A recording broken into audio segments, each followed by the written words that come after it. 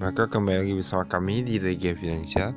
Kali ini kita akan membahas tentang saham IDPR atau Indonesia Pondasi Raya Tbk.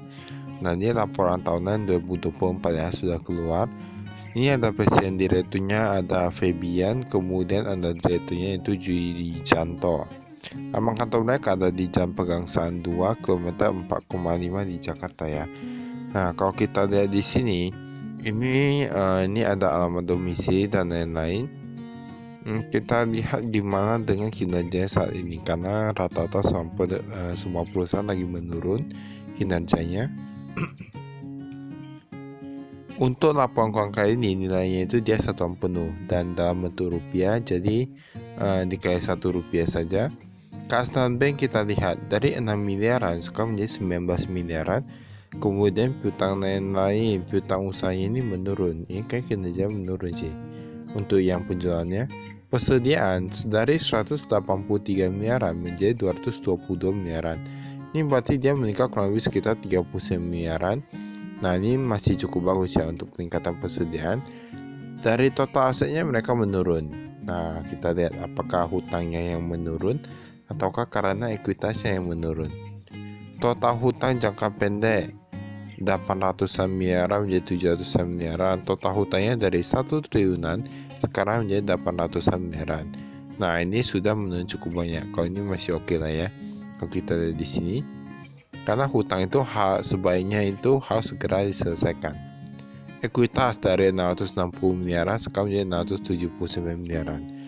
Nah, ini berarti dia meningkat, masih cukup oke. Pendapatan neto kalau kita lihat dari sini, dari 1,2 triliunan sekarang menjadi 1,1 triliunan. Berarti dia kan ada mengalami penurunan ya.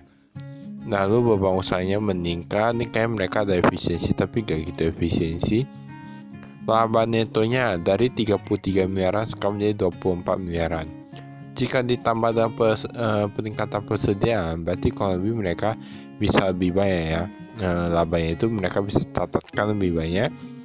Ini kalau kita lihat, ini berarti sebenarnya mereka itu bisa untung lebih banyak, tapi mereka gak seperti beberapa perusahaan yang mungkin ingin tampilkan kinerja yang bagus atau gimana. Nah, ini berarti dia masih peduli ya dengan jangka panjang. Pembayaran kepada pemasok pun meningkat, di mana dari 824 miliaran sekarang menjadi 878 miliaran. Nah, dia meningkat kurang lebih sekitar 50 miliaran ya. Hal ini menandakan bahwa ketika penjualannya sedang menurun, tetapi mereka tetap meningkatkan pembelian kepada pemasok. Antara harganya lebih tinggi atau kuantitinya lebih banyak ya. Dewan Komisaris Direksi bisa di sini. Ini kayak gak ada mulai perubahan.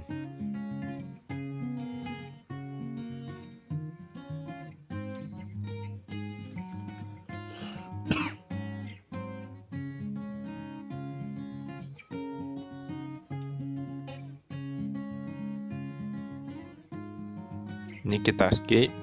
Lalu ada kasnya kita di sini.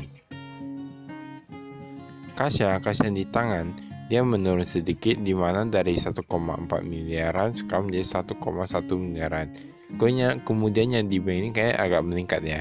Paling banyak mereka tahu di Bank Sentral Asia, kedua Bank Antagraha, ketiga Bank Mandiri.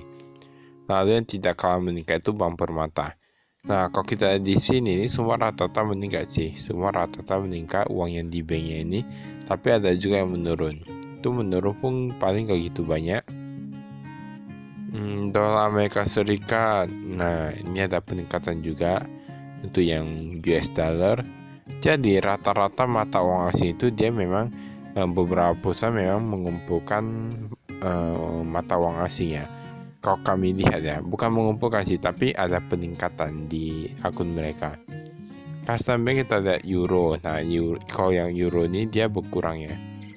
Dia berkurang karena kemarin ada taruh di Bank HSBC, sekarang udah gak ada. Tapi itu dikit aja, cuma 20 jutaan saja. Piutang usaha kita lihat. Entah kenapa kalau kami nengok piutang usaha, mas ada perusahaan yang dia memberikan utang ataupun penjualan kepada PT Waskita Karya. Kami udah tahu sendiri ya. Sebenarnya seharusnya investor saham ketika melihat laporan keuangan seperti ini, kalau ada piutangnya itu ada kayak perusahaan-perusahaan yang terkenal dengan kondisi keuangannya, udah tahu-tahu sendiri itu biasa gimana itu ya. Piutang usaha kita lihat saja, ini PCA penurunan nilai bahkan cukup tinggi. Nah, dari cash flow-nya saja sudah nampak lebih dari 120 hari itu 38 miliaran. Dari 46 memang ada menurun sedikit, tetapi ini sangatlah besar untuk yang di atas 4 bulan ya. Pun jatuh tempo 131 miliaran, sedangkan lebih dari 120 hari sudah mencapai 38 miliaran. Kalau lebih mungkin hampir sekitar 20%-an. Nah, menurut kami ini sebenarnya agak macet ya untuk cash flow-nya ya. Makanya kalau kami lihat ini kan 38 miliaran. Tadi labanya pun kurang lebih sekitar itu. Jadi menurut kami, ketika kita udah tahu bahwa penjualan kepada suatu perusahaan itu pada akhirnya akan menimbulkan pembayaran hutang yang tertunda ataupun macet, seharusnya kita berpikir dua kali, karena sebenarnya tujuan dari perusahaan itu bertahan hidup, bukan terus ekspansi ya. Ekspansi tadi tidak bisa bertahan kan, sama aja. Persediaan di bahan baku bisa di sini dia meningkatnya itu di bahan baku dan barang jadi. Nah, inilah yang mau kami katakan bahwa sebenarnya laba itu memang penting, penjualan memang penting, tapi kita perlu lihat juga untuk keberlangsungan perusahaan. Jadi kalau untuk perusahaan yang dia terkenal dengan kreditnya agak macet, kita udah tahu sendiri. Ini saya tetap bisa di sini.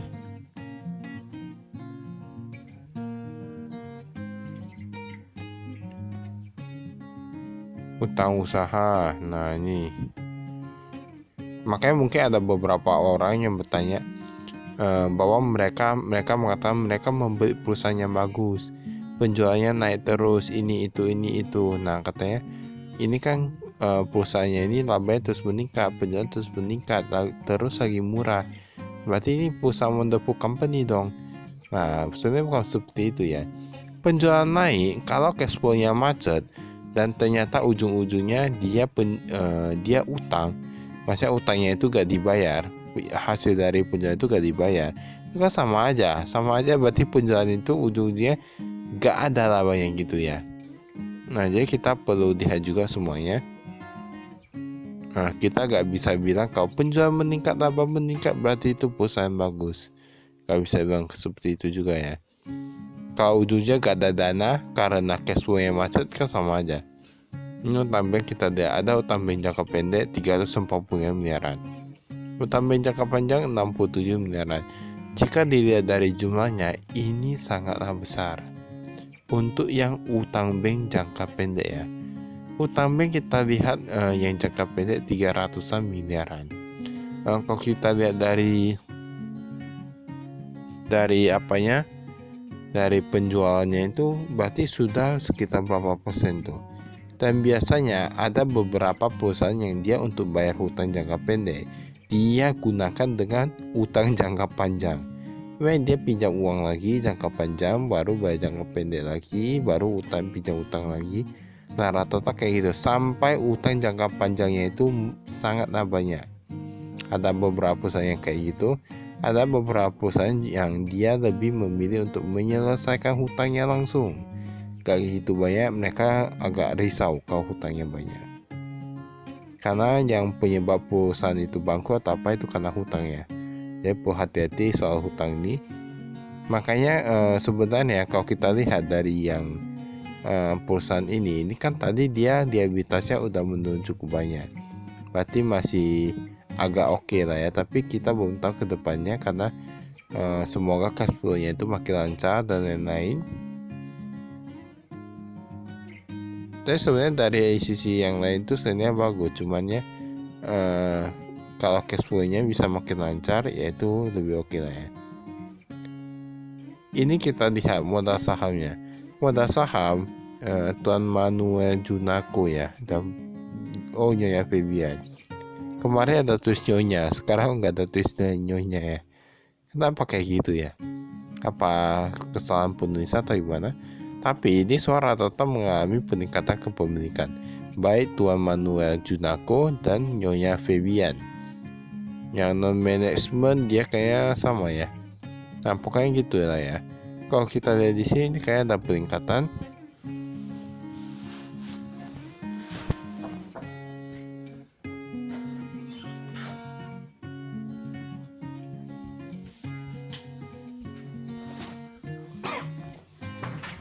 Ini kita lihat pendapatannya.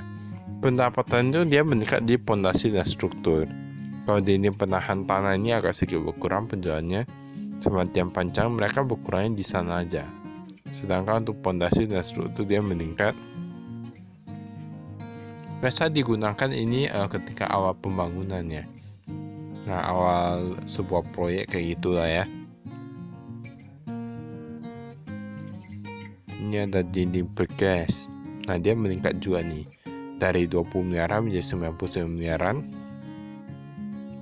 Beban usaha, ini kita lihat beban pokok dulu.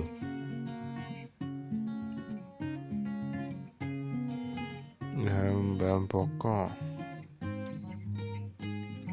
beban usaha, gajinya gak meningkat cukup banyak nih ya.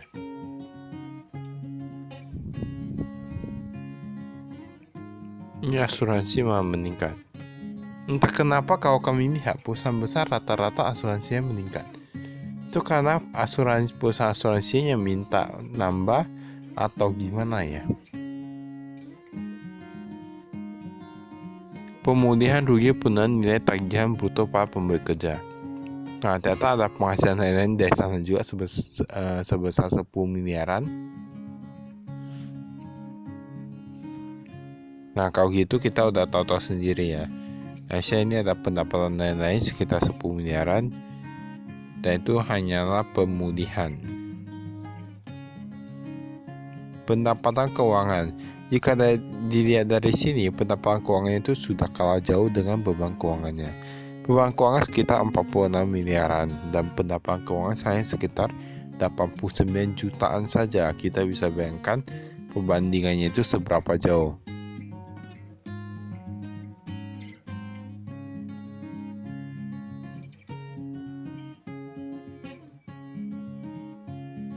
Maka itu saya ada kami sekian, terima kasih, saya prestasi.